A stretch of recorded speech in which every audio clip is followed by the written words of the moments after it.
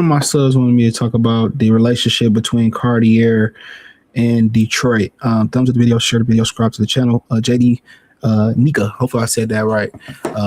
I think he was trying to say the other Nika, but I appreciate him. So, New York, they kind of known for like wearing gazelles and all that type of stuff. And I know a couple of people in Detroit that used to wear gazelles. No, some people still wearing them to keep it a real thing. And unfortunately, it took Cartier like many, many decades to put a store in Detroit. And I think they're putting it downtown.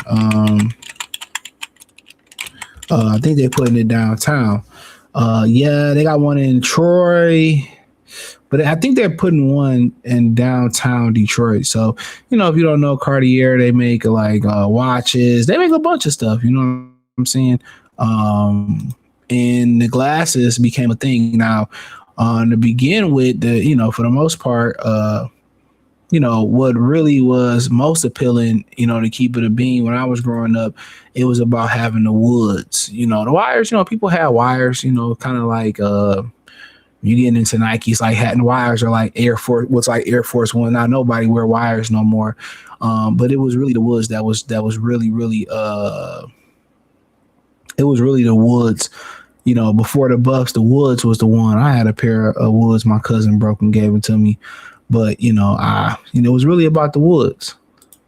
It really was about the woods when I was growing up in high school. That was a huge thing, having the woods. That was like a rite of passage. And apparently, according to AI, it says Cartier glass, particularly buffs, and I'm going to get into them in a minute, are a profound status symbol in Detroit, adapted by black middle-class hip-hop culture starting in the 80s. Originating from the auto city wealth, these luxury glasses became a rite of passage for success, spanning generations of factory workers, musicians, and hustlers. Now, the thing where it started with middle class and auto workers, you got to understand there was a surge. A lot of people, came from different cities, the South, the East, to work in Detroit because of the booming auto industry. So if you come to Detroit, one thing you will notice is it's a school in every neighborhood. Detroit is not big. It's a little bit bigger than Atlanta. I think Atlanta is 139 square miles, and Atlanta is really considered very small, the real Atlanta, the technical Atlanta. And Detroit is only 144 square miles. So it's only 5 more square miles. So Detroit isn't big. And at one point, I think at this height, hold on, because I'm going to make it all make sense. At its height, right around that time, it had almost 2 million people at its height. Almost 2 million people. Right now, shit, it only got 647,000 people, and it's starting to grow. But in the 80s, let me see. Let's see, in the 80s. It was about 1.2 million people here in the 80s, and it started to decline. It was a 35% decline from 1980, from the 1950s when it peaked. And then it was a 200,000 decline by the beginning of the 80s to the end of the 90s, right? And I believe the beginning of the 90s, some of those auto industries, I believe, like Chrysler, started to fold. But I say all that to say this about the art, most of the wealth in Detroit, that everybody had, and it was so plentiful with people, came from the auto industry. That's where it came from. Came from the auto industry, y'all. So, this is how they show wealth. This is how they show they was getting money. So, they set those trends. So at one point it was the woods. The woods was the thing to have, and then over history, over a little bit after the woods until like real 2010 Buffalo. So they had Buffalo horn glasses, and I show them on there, and it's just the thing. That's what Detroiters do. Now, Atlanta at one point tried to claim that they started Cartier, and they did not. Wasn't rocking Cartiers. Atlanta, they known for wearing purses and painting their fingernails, and they for switch hitting and shit. All their rappers known for that shit. They ain't really known for no fly shit. Them niggas can't dress. It's known for being a black business hub. But as far as on some dress shit, them niggas They ain't really never been on no Cartier fly shit. You know, a lot of that shit they got, it became one of those cities where a lot of people migrated to, and they just took some shit from New York, took some shit from Detroit, you know, took some shit, and then they started claiming it as their own. Like that's what they did. No disrespect to them, respectfully, but like, come on, they ain't never really set no cool trend like that. Like right now, rap went down to Atlanta and he got trash. I'm just keeping it a beam. But you know, they said Origins, Dr. Herman Bennett opened AU Current, one of the first Michigan dealers for Cartier eyewear at Somerset Mall. So in the 80s, and that was 69, 80s, it really took off. The brand, especially Buffalo Horns, Buffs, and Woods became cemented in Detroit street life culture, heavily promoted by local rappers like Late Ice Wood. That was 2000s. Shout out to Stackmaster, one of my favorite Detroit albums. So yeah, it's just a thing that they wear here. I mean, some people grew out of it. I had a pair, grew out of them, grew out of it. Most people, they're known for stealing them. You know, I had a homie that was in parallel parking across from the Renton Center. Forget the name of the restaurant. It's something different now. It might be something different. I got picked right off. He was looking, bagging up. Got picked right off his face.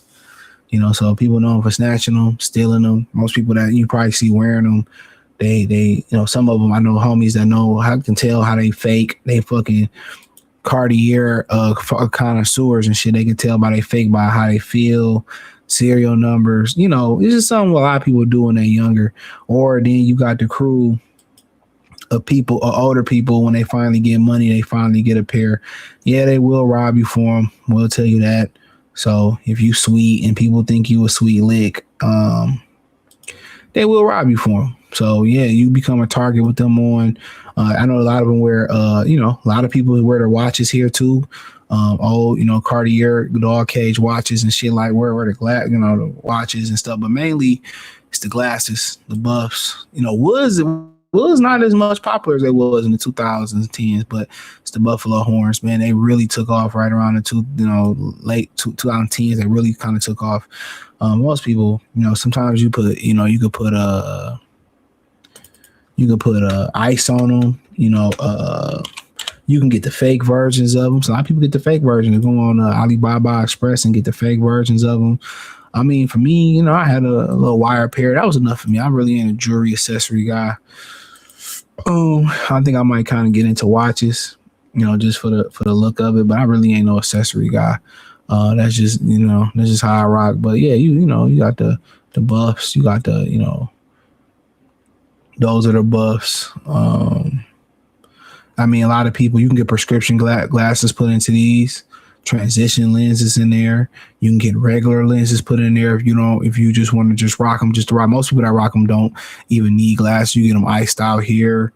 You get somebody to ice them out for you. You can buy them iced out, I believe. Yeah, you know, you want to see the woods. I had a pair of those. You got the wood, sell wood, and just wood. You know, kind of not as popular that much anymore. Brown woods, you know. He had the woods on. I mean, it just depends on what you like. You know, keep it a bean. Like I said, you can buy the fake version. You can buy the real version. You know, even got the ones where with the round eyelids in there. You know, they come in a lot of just different styles to keep it real. And then obviously it whatever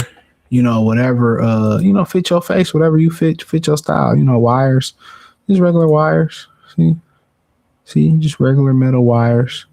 That's all those is. I mean, simple. People still steal them off your face just for the love of the game. You want to see the Cartier watch, dog cage. Well, let's put cage in there. It look like a dog cage. This is an older watch, but yeah, they got the ones that have cage. It's not one of the more high-end luxury watches though, but you know, I got, you know.